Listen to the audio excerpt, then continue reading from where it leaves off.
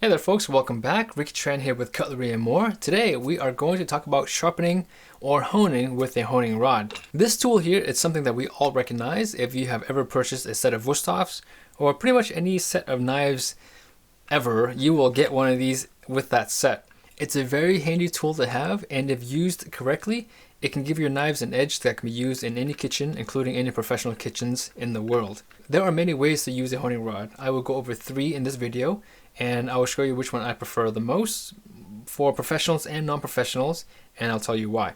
So the first method that we are going to look at today is what I call the TV chef method. So this method here is probably the most dangerous and definitely one that I do not recommend for anyone to use because of the inherent dangers that you put your hand in. So here's what it is. Now we have all seen this on a food competition show at some point. A chef will pick up his knife and a rod, and he will frantically run his knife on the rod, something like this. Yeah, so you hear the clanging, the chattering, and the sharpening, and it looks really flashy on TV. Now the reason why I don't recommend the TV chef method is because of your safety. If you look really closely here, your knife's edge is actually pointing downwards. And if you were bringing your knife, at a perfect arc every single time, that's one thing. But if something were to happen and you were to accidentally slip and miss that arc or miss that rod, you can very easily bring the knife's cutting edge onto your hand. So definitely something I don't recommend. That is the TV chef method. Here is the second method, which is actually not a bad method, but I will explain to you why I don't recommend this one either. You basically take your knife and you run it away from you with a rod pointing away from you as well. Now, all in all, this is actually a pretty decent method if you're able to hold a very consistent angle. This is great for professional chefs or people who are used to sharpening on a rod, but definitely not easy for a beginner, and I'll explain why. So before we actually talk about the actual sharpening technique, we should look at the angles. That's something that everyone talks about, is what is your sharpening angle, how you're sharpening it. Now this particular Wusthof Classic Icon is sharpened at a 15-degree angle on each side. Now on a very expensive rod, you might have a guide that will tell you which is at 30 degrees and which is at 15 degrees. This rod doesn't have it. So one of the easiest way for me to figure out what is the best sharpening angle is by using my thumb and my index finger as a guide.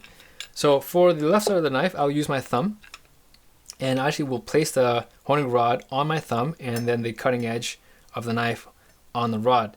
And my thumb is sandwiched between the knife and the rod at the very spine area. So that to me gives me a very close proximity to a 15-degree angle. On the other side, it's the same thing, but I'm using my index finger and doing it that way. So that to me is roughly 15 degrees. It might be off by a degree or two. That's really not a big problem at all. I recommend you not worrying about angles when using this method and focusing on consistency instead. So here's the method that I personally recommend and use when I'm using a honing rod. I either find a cutting board or a countertop to place my rod on. I still will use my thumb and my index finger as a guide for the knife for my sharpening angle or my honing angle. And I simply draw the knife at an arc. I place the very tip of the heel of the knife and I run it, instead of running it downwards on the rod, I run it at a arc. I allow my wrist to simply bend on both sides. And so by doing it this way, I find that my edge is the most consistent. I'm not putting any unnecessary pressure onto the cutting edge, and I allow the rod and the knife to do the work for me.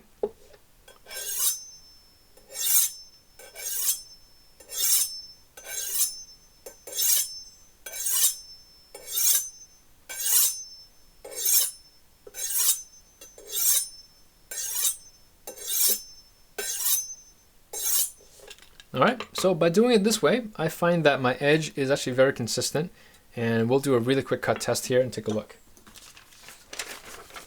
So this is magazine paper, just regular magazine paper. And you can see there, the paper is cut really cleanly. Okay, and with this method here, I have found that between 6 and 12 strokes on each side is really all you need. You're not sharpening the knife at all, you're really realigning the teeth that are on the cutting edge, and so by doing between 6 and 12 strokes, you are realigning that teeth to the point where it's actually straight, much straighter than if they were kind of jagged like this. Now we have found through normal use and testing that this knife here, being heat treated to a 58 on the Rockwell scale, will hold an edge for between 4 and 7 days pretty adequately. So for us, honing this knife between every 4 to 7 days is perfect. Now you definitely can hone it more than that. Every 2 to 3 days is fine. We're not going to dissuade you from honing your knives every single day. That's actually pretty good practice. But in terms of functionality and practicality, 4 to 7 days is perfect for this knife. And also the great thing about honing rods is you don't have to spend a lot of money to get a great honing rod. Pretty much any honing rod that comes with your knife set is adequate for what you have. And so before you go out and spend a lot of money on either a whetstone kit or an electric sharpener, see what kind of an edge you can get on your rod first. And after many uses, if you're still not happy with the edge you can get on your rod, then consider other sharpening accessories and other options out there. And if you go and ask a lot of chefs out there what they actually use to keep their knives sharp, most of them will tell you that the edge that they can get with their honing rods is adequate for professional use. Well, that is it for this video. Thank you for being with us here today. If you guys want to see the largest collection of Wusthof cutlery and sharpening accessories, please head on over to cutleryandmore.com. We'll have great customer service reps there that can answer any questions you may have. If you have any questions for us and the YouTube team, leave them in the comments below. We will also leave a link to all of the items featured in today's video, as well as a link to our website, cutleryandmore.com. Well, thank you again for being with us today. We'll catch you in the next video.